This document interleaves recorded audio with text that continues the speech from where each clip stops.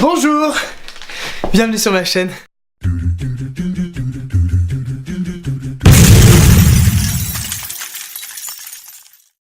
Je suis très heureux de vous retrouver aujourd'hui pour une nouvelle vidéo et aujourd'hui on va parler des suites Disney. Alors ouais, je sais, ça n'a pas grand chose à voir avec ce que je fais d'habitude sur ma chaîne, mais si vous avez vu ma dernière vidéo, vous avez vu que j'essaye de varier un petit peu les plaisirs et le contenu de ce que je veux faire maintenant ici sur cette chaîne. Et si ça vous plaît pas, bah tant pis. Aujourd'hui dans l'idée j'ai regroupé toutes les suites directement sorties en vidéo, pour la plupart, de Disney, et j'ai décidé de faire un classement selon mes goûts, de la meilleure jusqu'à la pire. Mais je tiens avant de commencer cette vidéo à vous préciser qu'il n'y aura pas de Pixar, pas de Monstres Université, pas du Monde de Dory, pas de Toy Story 2, Toy Story 3, etc. etc. Sachez également qu'il n'y aura pas les grosses sagas plus adaptées pour les petits comme La Fée Clochette, et les Winnie l'ourson, les Tigrou, les bordels comme ça, hein.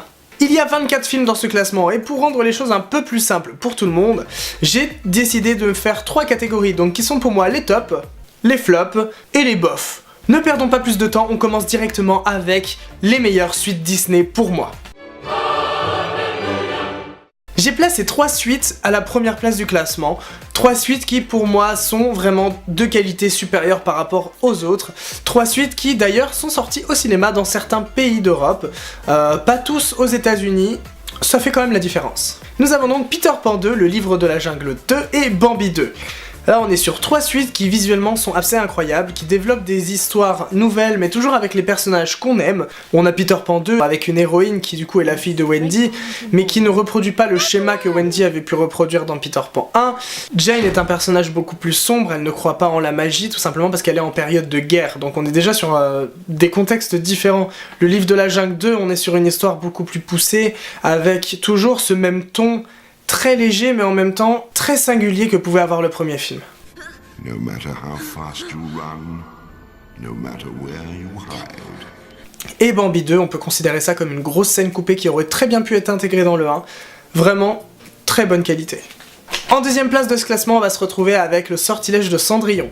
Donc c'est Cendrillon 3, le Sortilège de Cendrillon, et c'est ma suite préférée, je dois le dire. Je l'ai pas mis en première position parce que je sais que qualitativement parlant, elle n'est pas égale aux 3 autres que je viens de citer avant. On est sur une histoire qui reprend exactement tous les personnages du 1. Rien que Cendrillon, qui est quand même beaucoup plus niaise dans le premier film, là, elle a du caractère, elle se bat pour l'amour du prince, elle se bat vraiment pour récupérer sa place et ce qu'on lui a volé. Nous avons ensuite le Roi Lion 2, donc la suite du Disney préféré de la plupart des gens en général, d'un des plus gros succès de l'animation. La suite du Roi Lion est surtout mémorable par rapport à sa bande originale. Les chansons du Roi Lion 2 sont presque aussi iconiques que celles du Roi Lion 1. Et personnellement, même si je pense que beaucoup d'entre vous vont grincer des dents quand je vais dire ça, je préfère le Roi Lion 2 au Roi Lion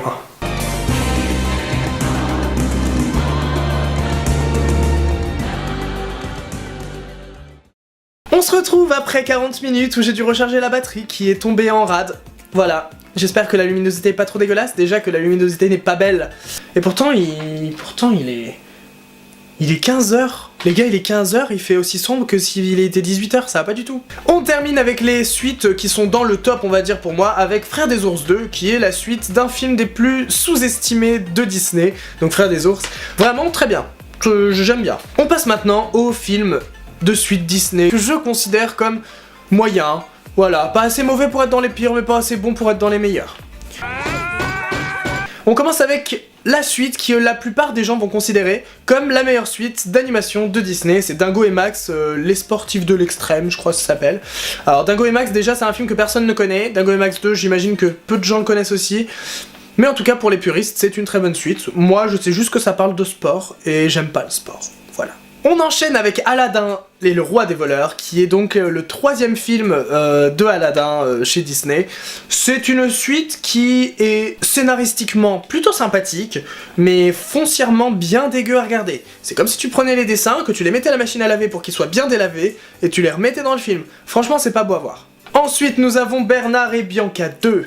Bernard et Bianca 2, c'est historiquement la première suite de Disney, puisqu'elle est sortie dans les années 1990. Voilà, c'est pas très bon, mais c'est beau à voir. visuellement, les dessins. Lilo et Stitch 2, j'ai pleuré, beaucoup. Donc j'aime bien. Alors le suivant, il y en a qui vont grincer des dents, mais sale, parce que c'est pour beaucoup une des pires suites Disney, si ce n'est pas la pire. Mais franchement, j'avoue que moi je l'aime bien et que c'est une de celles que je regarde le plus souvent. Et c'est Pocahontas 2, hein. Pocahontas 2 qui n'est pas forcément un beau dessin animé au niveau des graphismes, mais j'adore les chansons, j'adore les musiques, et j'adore le fait qu'elle se soit enfin débarrassée de cet abruti de John Smith. Oh! Vous l'aimez? Qu'est-ce que vous avez avec John Smith? Là, on arrive vraiment dans les films de moins en moins bons. Ça commence à être dérangeant. On passe à La Petite Sirène 2, qui est donc la suite de mon Disney préféré. Donc là, vous le voyez sûrement pas dans le cadre, mais j'ai carrément l'affiche de La Petite Sirène. J'ai déjà dû la montrer dans une autre vidéo, mais c'est pas grave. J'aime montrer mon affiche de La Petite Sirène. Et c'est une suite à progéniture, hein, donc... On prend l'enfant du héros du premier film et on en fait exactement l'inverse du premier film qui se passe. Donc voilà, Ariel voulait aller sur Terre et sa fille, eh ben, elle aime l'océan. Ce qui fait que cette suite est quand même pour moi une très bonne suite, c'est que les chansons sont extraordinaires. Si mes doigts sont fripés, cela importe peu, ni l'océan bleu qui défait mes cheveux. Et la version française est vraiment over the top, elle est on the roof. Où la vie est bien plus réelle, j'ai des ailes. Tu vois, elle est... Ensuite, on a Mulan 2, voilà, toujours dans la catégorie des films bof. Mulan 2, c'est un film qui a réussi quand même un exploit assez incroyable, qui est de nous faire détester tous les personnages qu'on aime de base. Mulan n'a plus aucun charisme. Voilà. Shang est insupportable, Mushu est insupportable. Et au final, les seuls personnages qui rattrapent l'histoire, ce sont les trois nouveaux personnages, qui sont les filles de l'empereur. Parler pour moi-même, chanter à pleine voix, épouser qui je veux, qui m'aimerait pour moi. Pas d'escorte ni manière, pas de nounou, ni de soucis, pas d'attitude parfaite, comme les gentilles jeunes filles. Et pour finir avec cette catégorie-là, on va avoir Le Roi Lion 3, qui est comme le 1, mais en version très lourd. Très lourd, très très lourd. Et enfin, Les 101 Dalmatiens 2 et La Belle et le Clochard 2, deux films d'un inintérêt assez puissant, puisque la plupart des gens ont sûrement déjà oublié qu'il y avait ces suites.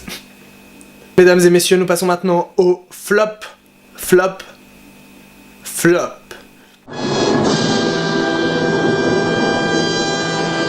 Comme c'est toujours dans l'ordre du meilleur au pire, on va commencer par le meilleur du pire, hein. La Belle et la Bête 2, hein.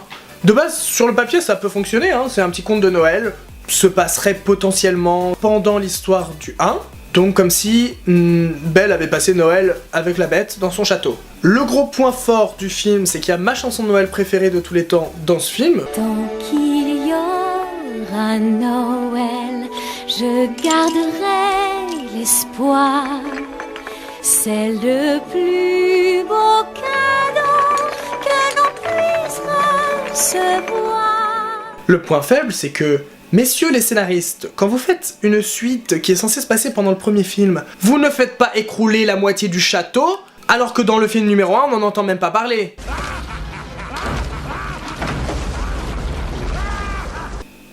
Non mais ça va pas. On enchaîne avec la sombre par lequel tout a commencé, c'est-à-dire la suite qui est sortie directement en VHS et en DVD de l'histoire du studio Disney, qui est Aladdin et le retour de Jafar, qui est un film dont l'histoire est tellement insignifiante et inintéressante qu'on n'en a aucun souvenir. S'il vous plaît, est-ce qu'on peut faire quelque chose pour la tête de Jasmine qui a doublé de volume ?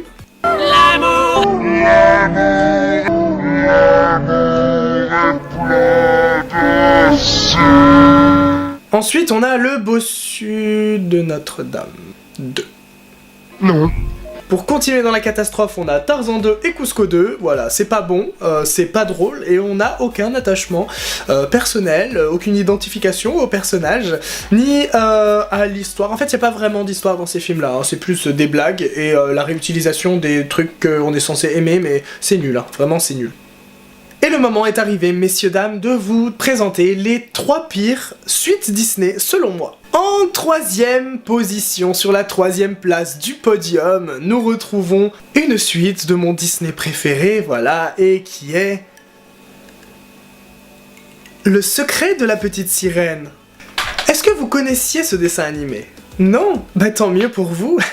Juste pour que vous compreniez à quel point c'est une mauvaise suite, je vais vous dire l'histoire. La mère d'Ariel meurt tragiquement alors qu'elle tente de récupérer une boîte à musique que Triton lui a offert. Et en fait, je crois que c'est des pirates qui le bateau de pirates qui s'est écrasé sur un rocher et j'imagine qu'elle est restée coincée dedans. Bref. Donc Triton, vu que c'est à cause de la méchante boîte à musique que sa femme est morte et qu'il est triste, et ben il bannit la musique de Atlantica. Et du coup, même un mec qui siffle dans la rue, bah il se fait arrêter. C'est un peu un régime totalitaire anti-musical, ça, tout ça. Et Sébastien, qui est bien connu, bien évidemment, pour être un gros rebelle de la société, ouvre un club clandestin de musique, notamment de musique salsa, et qui fait des reprises de Shake Señora de Harry Belafonte. Voilà la musique que vous avez dans Beetlejuice. Shake, shake, Señora, shake your body line. Et la version de la petite sirène. Et du coup, Ariel décide de se joindre à ce club et à devenir la petite rebelle du royaume. Parce que c'est très très logique dans l'histoire. Sur la deuxième place du podium de la médiocrité, nous retrouvons Rox et Rookie 2. Que j'ai ici. Foncièrement, c'est joli. Sauf que, en fait, dans l'histoire, ce petit personnage qui s'appelle Rookie, eh ben, il rencontre ces petits personnages-là. Et en fait, l'amitié entre Rox et Rookie est mise à mal au moment où Rookie décide de rejoindre ces chiens, qui sont en fait des chanteurs de country. Ça, c'est notre cœur. Vous voyez, c'est ce qu'on aime chez Disney. Il s'est dit, oh, Rox et Rookie. Voilà. Et enfin, messieurs, dames, l'heure est venue de vous présenter la pire suite, pour moi, de l'histoire de l'animation de Disney. Cendrillon 2, une vie de princesse. Disponible en DVD et vidéo Disney. Ah, si vous vous posez la question de pourquoi j'ai toutes ces suites pourries en DVD, c'est qu'en fait je collectionne tous les Disney, je les ai tous actuellement, tous ceux qui sont sortis avec le petit numéro, donc malheureusement, même les daubes comme ça, je suis obligé de les avoir dans ma collection pour avoir la collection complète. Que dire de Cendrillon 2? Déjà, il y a Laurie qui chante dedans. L'animation est mauvaise. C'est pas beau, les chansons sont nulles, et en fait, il n'y a aucune histoire. Le principe même du film repose sur la marraine la bonne fée qui raconte des superbes histoires aux petites souris de Cendrillon. 3 aventures drôles et émouvantes. Des histoires de souris qui deviennent humaines parce que, je sais pas, ils ont un complexe de souris. Ils ont envie d'être humains. Des histoires de Anastasie qui tombe amoureuse du boulanger. De plein de choses comme ça qui sont aussi inutiles que mauvaises et mal écrites. Et sincèrement, c'est la seule suite Disney que je n'ai jamais pu re-regarder après l'avoir vu une première fois. Et pourtant, Dieu sait que les autres sont nuls. Voilà, c'est tout pour cette vidéo, j'espère que ça vous aura intéressé. Mettez en commentaire pour vous la pire suite de Disney et la meilleure. Comme ça, on pourra débattre ensemble et essayer de voir un petit peu pourquoi on n'a pas forcément les mêmes goûts sur certaines choses. On fait péter les pouces bleus, bien évidemment. Et si, pendant cette vidéo, vous n'avez pas été d'accord avec moi, eh ben, souvenez-vous que Gaga c'est tout. Voilà. Je vous fais des gros bisous et je vous souhaite une bonne semaine, ou 2 semaines, ou bref, jusqu'à la prochaine vidéo. Bye!